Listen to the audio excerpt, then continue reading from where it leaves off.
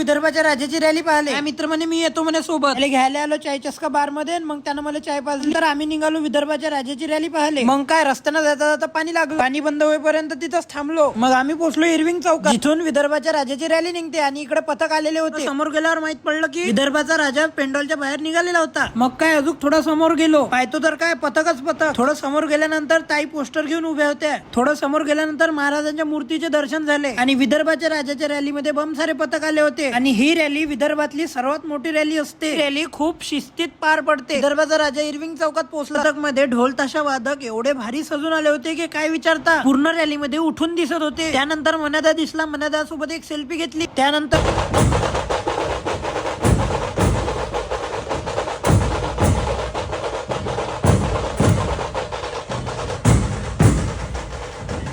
थोडं समोर आल्यानंतर बाल गणेशजीचे दर्शन झाले. आणि इकडे पाहतो तर काय दादा ढोलाले आग लावून